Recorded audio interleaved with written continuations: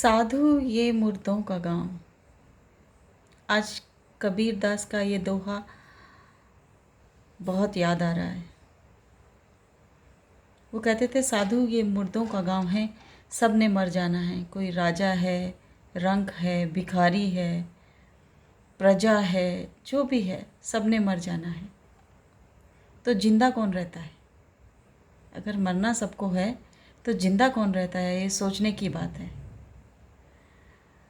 आज मैं ये टॉपिक क्यों लेके आई हूँ, क्योंकि आज जैसे हम देख रहे हैं सुबह से सिद्धार्थ शुक्ला नहीं रहे। मैं टीवी बहुत कम देखती हूँ, लेकिन मैंने बिग बॉस को देखा ही सिद्धार्थ शुक्ला और शहनाज की वजह से था। इतने स्पॉन्टेनियस थे दोनों और इतनी अच्छी और निश्चल सी दोस्ती थी। आज उसका एक पहिया निकल गया तो बहुत दुख हुआ और समझ में आया कि मृत्यु क्या है। मृत्यु शरीर का चला जाना है। हाँ, शायद शहनाज के लिए या हमारे लिए अब सिद्धार्थ शुक्ला फिज़िकल फॉर्म में नहीं है, शारीरिक रूप में हमारे पास नहीं है। क्या बात करूं समझ नहीं आ रहा, और अचानक ध्यान आया कबीर का ये दोहा कि सबने मर जाना है। तो हम कैसे जिएं कि हम मरे नहीं? क्या ऐसा हुआ है कभी? हम तो जिस दिन पैदा होते हैं उस दिन से ही हमारी रिवर्स काउंटिंग शुरू हो जाती है।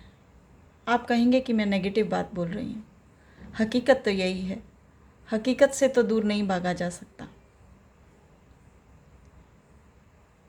क्या छोड़ के जाएं, क्या लेगेसी छोड़ के जाएं कि याद रहें, जिंदा रहें लोगों की यादों में। सिद्धार्थ शुक्ला ने शायद कुछ ऐसा काम किया है कि वो याद रहेगा लोगों की यादों में, लेकिन एक आम इंसान, एक आम व्यक्ति, उसके बारे में कैसे बात करें हम?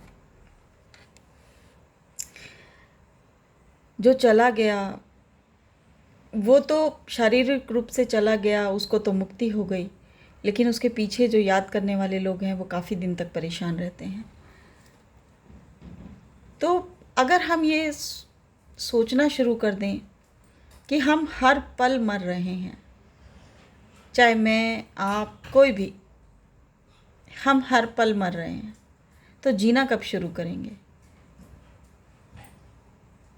जब हम ये सोच लेते हैं कि हम हर पल मर रहे हैं और जो ये मृत्यु है ये निरंतर हमारे पास आ रही है, तो शायद हम अपनी ज़िंदगी में वो काम ना करें जो हमें एक्चुअली मार रहे हैं, हमारी आत्मा को मार रहे हैं, हमारे शरीर को मार रहे हैं, हमारे धर्म को मार रहे हैं।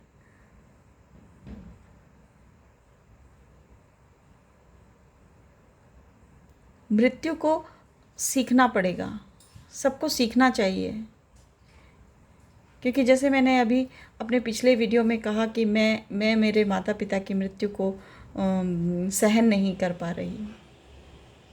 और आज सिद्धार्थ शुक्ला के बारे में सुन के तो सहम गई। उसकी माँ, बहनें, उसके दोस्त।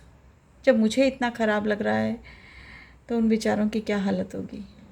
ईश्वर उनको शक्ति दे इस दुख को सहन करने की। किसी का जाना, दिखाई ना देना, उसकी आवाज़ सुनाई ना देना,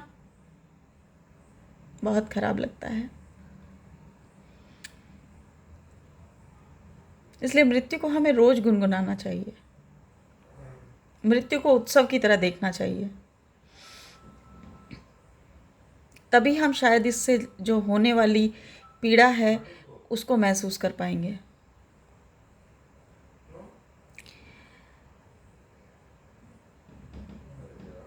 अगर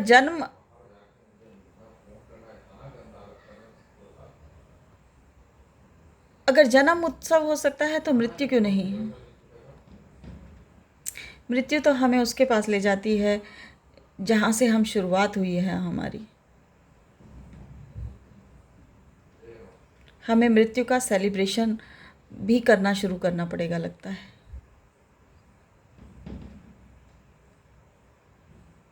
और मृत्यु का सेलिब्रेशन हम अपने से ही शुरू कर सकते हैं कि जब हम रोज़ सोचें कि आज हमने एक दिन का मृत्यु प्राप्त कर लिया है, एक दिन हमारा जीवन और कम हो गया है। अब हम उसको, जो जीवन आज एक दिन हम चल फिर पा रहे हैं, फिज़िकल रूप से लोगों को दिखाई दे रहे हैं, तो उसमें हम कुछ ऐसा करें जो आज का दिन उत्सव बन जाए। मृत्यु को सीखना पड़ेगा।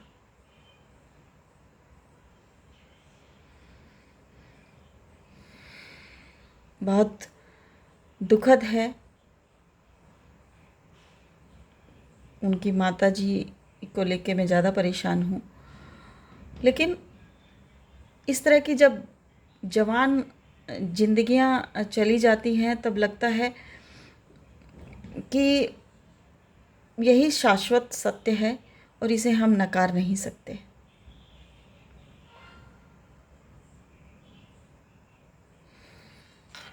मुझे कुछ समझ में नहीं आ रहा क्या बोलूं, लेकिन फिर भी अपना ख्याल रखिए, अपनी सेहत का ख्याल रखिए। अब सेहत के ख्याल पे तो सिद्धार्थ शुक्ला के अपनी सेहत का ख्याल नहीं रखते थे, लेकिन ये दिन निश्चित था उनके लिए, ये दिन निश्चित था। उन्होंने जो अब तक किया, ज़िंदगी उनकी छोटी थी लेकिन ज़िंदगी के मायने बड़े। इतने लोगों के दिलों पे राज किया, छोटी बात नहीं है। हमें भी अपनी ज़िंदगी में कुछ ऐसा ही करना चाहिए कि कम से कम हम कुछ लोगों के दिलों तक तो रह पाएँ, लोगों की अच्छी यादों में रह पाएँ। इसके साथ ही विदा लेती हूँ। जय हिंद।